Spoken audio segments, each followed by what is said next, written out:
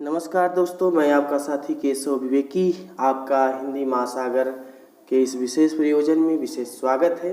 आइए हम इस महायात्रा को एक रूप देते हैं और लेखन विचार से जुड़ते हैं। कुछ बातें हैं जो आपको हिंट के रूप में मिल सकती हैं।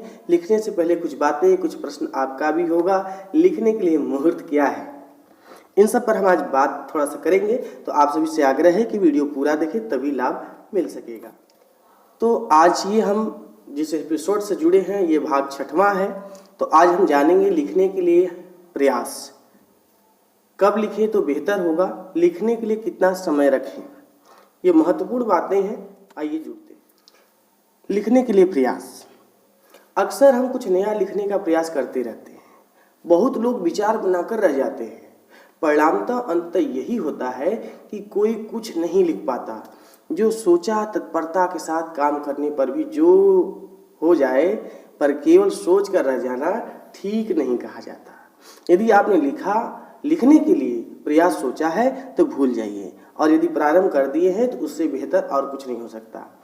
इतना बात स्पष्ट रखें कि चलने का प्रयास कभी सिद्ध नहीं दिला सकता जब तक कि आप चलना नहीं प्रारंभ करते।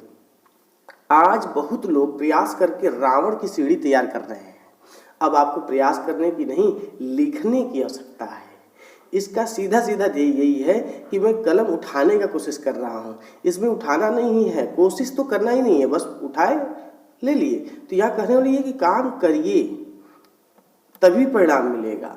सोचते रहने से या सिर्फ प्रयास करते रहने से परिणाम हासिल होने को नहीं। कब लिखे तो बेहतर होगा, ये प्रयास और ये बात बार बार सब लोग पूछते रहते हैं।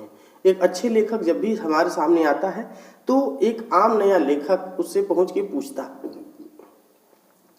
कब लिखे तो बेहतर होगा। इसके बारे में ज़्यादा लोग पूछते रहते हैं। तो आइए हम उस पर बात करते हैं। यह बात नहीं, प्रश्न है जो ज़्यादा लोग पूछते हैं। आपको 24 घंटे प्राप्त हैं, हर दिन एक जैसा नहीं रहता होगा। कुछ समय को आप लेकर चलते होंगे और कुछ समय आपको लेकर। अब विचार और तथ्य मिलने के ऊपर निर्भर करता है। पहले के लोग लिखने के लिए सजग रहते थे, जैसे ही कुछ सोचता वो लिख लिया करते थे। आज भी उस सिद्धांत का प्रयोग दिखता है।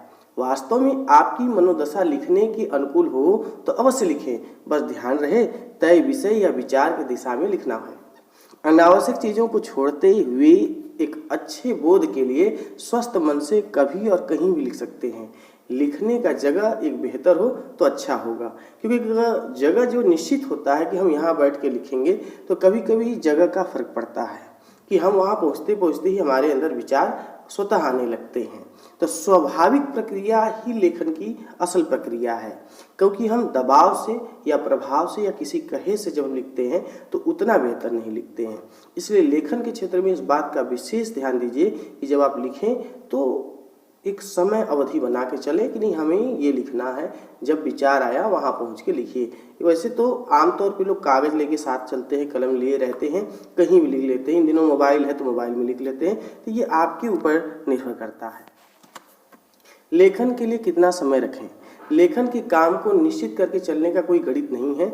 आप स्वेच्छा के साथ लिखने का काम जारी रखें तो बेहतर होगा। किसी बड़े विचारक या तथ्यों की आवश्यकता नहीं, जितना कि आपके मन स्थिति का स्थिर होना जरूरी है। कुछ ज़्यादा दूसरे क्षेत्रों के प्रभाव को लेकर लेखन क्षेत्र को समय देना ठीक नहीं होगा। स्वाभाविक रूप से जब आप तैयार महसूस करें और जितने समय के लिए, तभी अच्छा लिखा जा सकता है। अब बात है अच्छे लेखन के लिए तो कम से कम प्रतिदिन 1 घंटे का समय निरंतर देते रहें तो कुछ उम्मीदवार परिणाम पा सकते हैं।